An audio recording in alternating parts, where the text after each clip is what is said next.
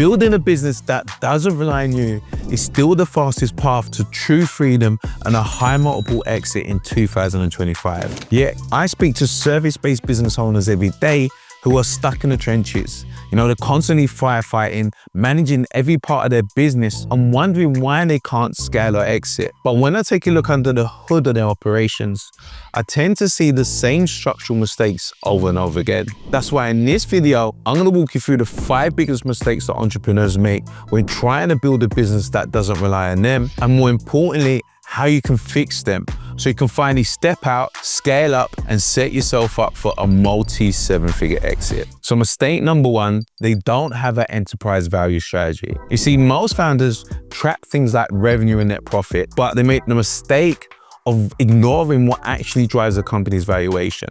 They tend to overlook the deeper, more strategic things that actually drive up a company's price. Yes, revenue and profit, they give a snapshot of a company's financial performance, but they don't necessarily reflect its future potential or how much acquirers or investors would be prepared to pay for it. Because buyers don't buy cash flow, they buy predictability, scalability, and brand equity. Firstly, they want predictability because it reduces their investment risk and gives them an element of confidence in the company's future performance. They love predictability because predictable cash flow means the business can generate consistent revenue and they can see when they're going to get a return on their initial investment. And they love scalability because they want to know that a business can grow without them having to increase its costs. Because buyers want to invest in companies that can expand quickly with the right systems already in place in order to support that growth. So if you're struggling in any of these areas,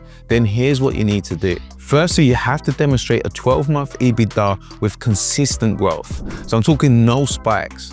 You're creating a steady and predictable increase in your company's EBITDA, which is the earnings before interest, tax, depreciation, and amortization over a 12-month period, without any sudden jumps, surprises, or drops in performance. Because you have to understand that investors love safe and secure businesses. And so your EBITDA needs to demonstrate. You also want to look to reduce your dependency on any single client who's worth more than 50% of your revenue. Anything higher than that is a risk. And the reason being is if all of your business is through only a handful of clients, your company is high risk. If the clients were to jump ship or perhaps have a change in strategy or seek a new supplier, that's a high proportion of your business that is gone, vanishes, disappears. So you need to begin to diversify your customers so you're not dependent on any one client. But if you do ever find yourself in this scenario, then make sure you lock them in with a tight contract so it secures your business. Next, you want to begin the process of defining and digitalizing your SOPs ready for due diligence. So look at it like this. If you was to buy any expensive product, you'd want to know how to use it, right? The same goes for anyone who's looking to acquire it.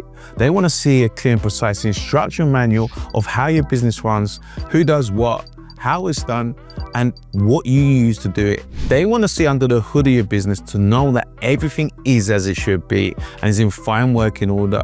So you having your SOPs and business operating manual in check will give them the confidence that your business is well run. Lastly, but equally as important, you want to begin to shift your KPIs away from the typical vanity metrics such as followers or leads. You want to start moving to the value drivers. So things like retention percentages, your margins, your customer acquisition costs or your lifetime value. Now, these vanity numbers on face value make your business look successful, but they don't necessarily correlate with meaningful growth or profitability. For example, having a large social media following or many leads can be encouraging, but if they're not translating or converting into actual sales or customer loyalty, then it's not really adding any value to the business. So you need to begin measuring the aspects of the business that drive sustainable growth and profitability. So it's looking at things like retention. How well do you retain clients? Because this is a big indicator on customer satisfaction and the quality of your delivery, which inevitably is going to lead to long-term profitability. Then looking at things like profit margins, customer acquisition costs compared to lifetime value, which is the ratio of how much it costs to acquire a customer versus how much that customer will spend with your business over their lifetime. time. A higher LTV compared to a customer acquisition cost means that you're acquiring customers efficiently and generating significant long-term value. So the more you understand these sort of metrics, the more that you can do in order to improve them. And the more that you improve them, the higher the valuation of your business. Now, the second biggest mistake that entrepreneurs make when trying to build a business that doesn't rely on them is that the founder is still embedded in the fulfillment. So if you're still the key person delivering the offer, you don't have a business, you have a job with an overhead. Because without the right systems, processes, and team in place to deliver value without your constant involvement, your business is dependent on you. Yeah, you're gonna be stuck in the grind, managing day-to-day operations, and your potential is gonna be capped. True business growth only comes when you learn to step away from the operational side and let the business run on its own, allowing you to focus on the bigger ticket objectives, like things like strategy, scaling, and driving long-term value. Until then, you're not a business owner. You're just an employee with extra responsibilities. But the mad thing is, you're not alone. 90% of founders I speak to say that they delegate, but it's just task outsourcing, not systemized delivery. And delegation isn't just about handing off work. It's about creating repeatable processes that run without your constant involvement. Because when you're outsourcing tasks, you're still the bottleneck. Because true delegation means designing systems that empower your team to take ownership without you having to direct them. So to fix this, you need to do the following. So firstly, you need to begin creating delivery frameworks that your team can own. Now, things like 3-phase onboarding engines or 4-step client success paths. Because when you begin to implement frameworks and put them in place, it provides a structure and an easy to follow process that your team can then execute on. You don't have to be the one directing what happens next and how to do it. Also, to improve this, you can use delivery dashboards with metrics like client health scores, churn signals, and C-stats, and make sure that they're reviewed weekly. And this dashboard is going to give you that real-time visibility into how well your clients are being served and whether there are any emerging issues that could potentially impact their retention or satisfaction. So these client health scores will give you a quick snapshot of how satisfied and engaged your clients are. And by tracking this, you can proactively address issues before they escalate. So you don't necessarily have to be in the trenches. You can start viewing things and managing things from a macro level. And reviewing metrics like churn signals is going to indicate if a client may be at risk of leaving.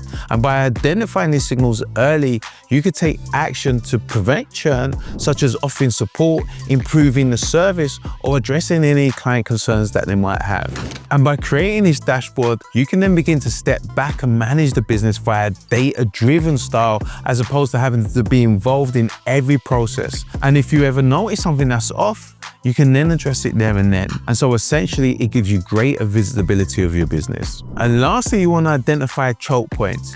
These are where decisions still rely on you and replace them with documented flows. So these are the moments when your personal involvement is holding things up or creating bottlenecks. Because once you've pinpointed them, the next step is to replace them with clear documented processes or workflows, creating step-by-step instructions or systems that your team can follow without needing your approval or guidance. And by doing this, you slowly begin to free yourself from the day-to-day operations and allow your business to run independently from you. Now moving on to mistake number 3.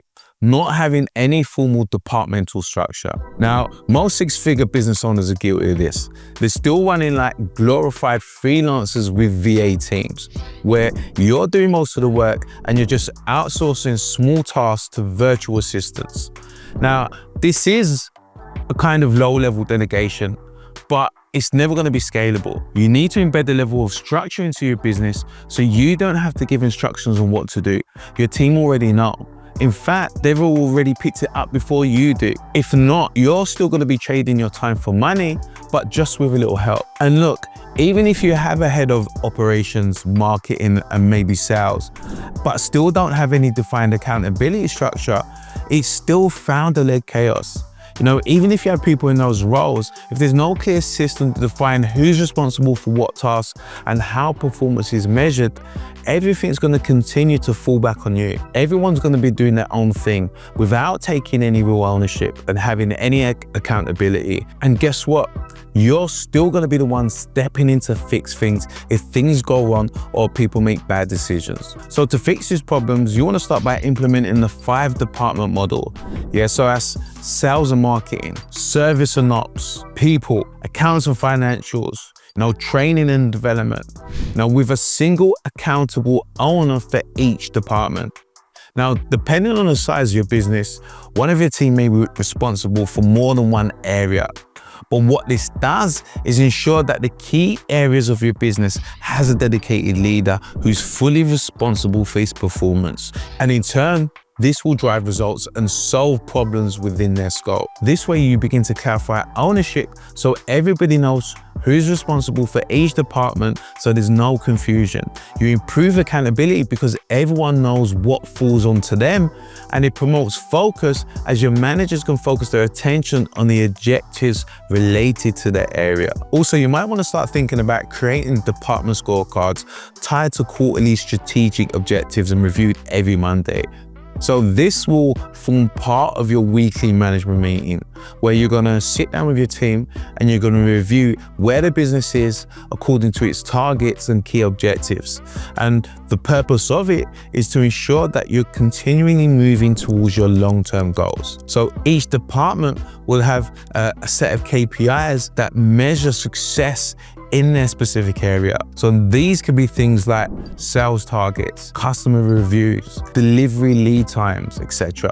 And these scorecards will provide a quick at-a-glance view of how well each department is performing. It provides you and the team an opportunity to see if the department is moving in the right direction and hitting its targets, or if assistance is needed if they're lacking. Also, by using this system, if there's any hurdles, roadblocks, or challenges, it's going to be evident through these KPIs, and the team can then use it as an opportunity to discuss solutions and can tweak things accordingly. Now, the third fix might create a level of resistance from some of you guys, but it's very important.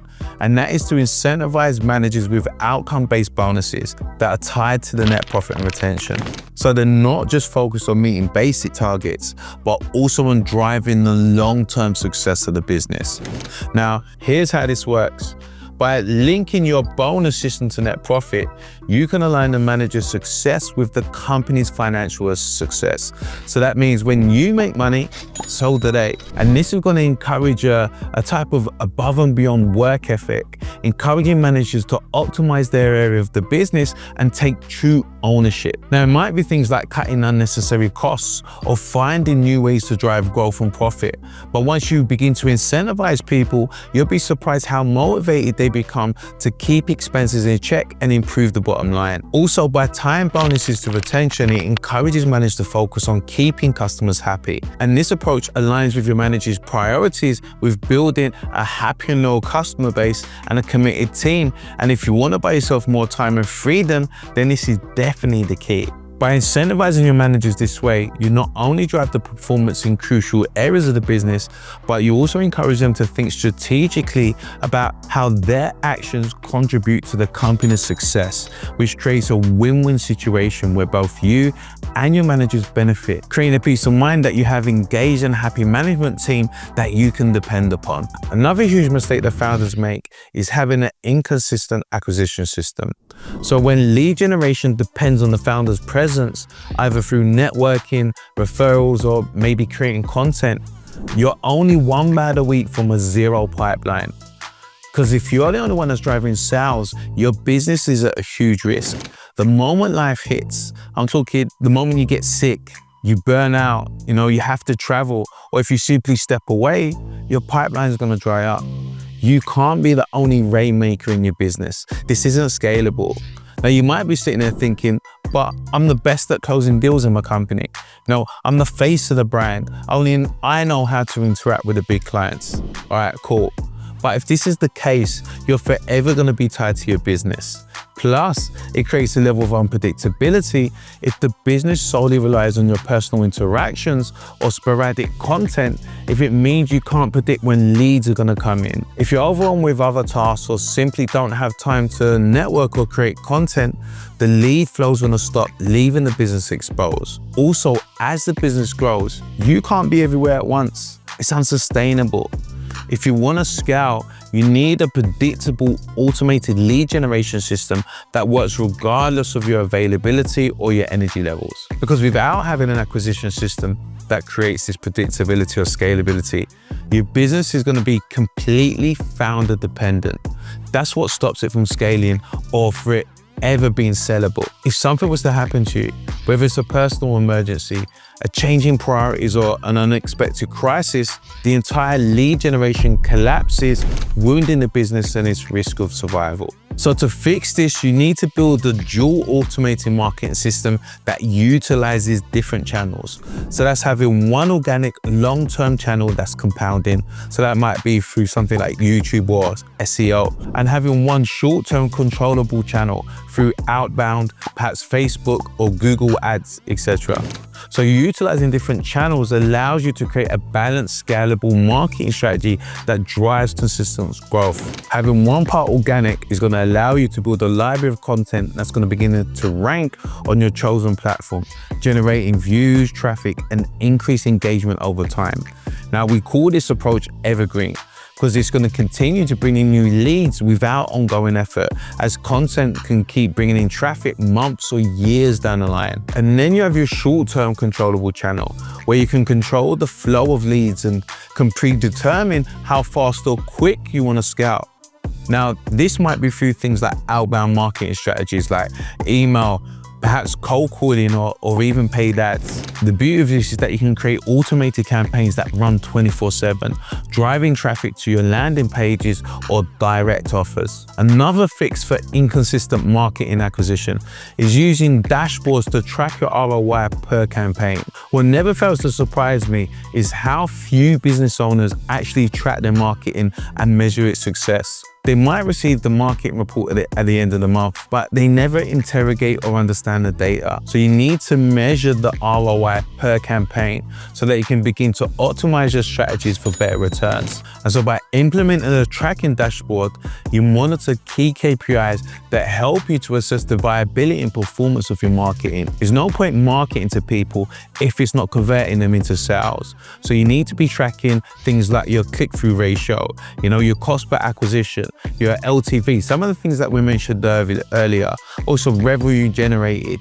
These are just a few of the metrics that are going to be key to developing an automated marketing system. And the last fix for this mistakes is to train an in-house setter team to warm up leads without you ever having to needing to hop on a DM or email outreach. The whole purpose of this video is to set yourself free, and you categorically can't scale if you're involved in every process. So leveraging the time and energy of setters is going to be key so that you can just hop on a sales call if need be once the lead is primed and ready to go. But on top of that, you also want to create standardized templates for your outreach sequences so that your team follow the same process time and time again and have a blueprint to follow at each stage of the sales funnel, helping you to identify bottlenecks and addressing them accordingly. And finally, the fifth mistake that people make when attempting to build a business that runs without them is that they have no IP, which is intellectual property, or differentiation in the offer. Because if your offer is simply done for you marketing or consulting, there's no defensibility. And what I mean by this, if you're offering something that's generic, it's easy to replicate. There's no barrier to entry and definitely no competitive edge. This means that competitors can easily enter the market, undercut your prices, or offer a similar service without much effort. Without IP, proprietary methods, or a differentiated offer, your business simply doesn't stand out and its long-term viability becomes questionable. And so simply speaking, without proprietary frameworks, tools, or a unique mechanism, your business is replaceable. Look, a business that isn't built on proprietary frameworks or tools is generally reliant on the founder's knowledge and expertise, which makes it very difficult to scale without the founder being involved in every step. And on top of that, in business, value is often driven by uniqueness. And so if you don't have anything that competitors can't easily duplicate, they can easily poach your customer base. And so how we're going to fix this is by naming and trademarking your processes. For example, the rapid exit system. This is one of the most quickest and most powerful ways to make your business unique and defensible. And by doing this, you begin to create a distinct brand identity around your proprietary method, which not only adds huge value to your business, but also sets you apart from your competitors, helping you to boost your visibility. The goal here is to create a business that runs efficiently, even when you're not there. For example, by implementing dashboards, it will help you monitor your business performance in real time. Your client templates are going to streamline the service delivery process. Your training portals ensure that new employees and clients can get up to speed without much intervention from you. And so this level of systemized structure makes it easier and safer for managers to take over without requiring the original founder to manage every detail. Okay, so there you have it, guys. Those are the 5 biggest mistakes that business owners make when they're trying to build a business that doesn't have to rely on them. And now you might be thinking, okay, cool, I'll just take these and I'll try and fix it myself. But look, let's be honest, building a self-sufficient, exit-ready business, it's a full-time job in itself. And as a founder, you've definitely got high leverage things that you need to be focusing on. Now, you don't want to be further bogged down in the weeds, having to create SOPs, designing sales workflows, or trying to turn your delivery model into a scalable asset all on your own. So if you want my help implementing these systems, scaling your business, and preparing it for a multi-7-figure exit, then here's what you need to do. You need to click on the description to join the Rapid Exit System Blueprint. You know I'm always rooting for you guys. And if you haven't already, please make sure you like and subscribe, hit the notification bell. I'll see you in the next video.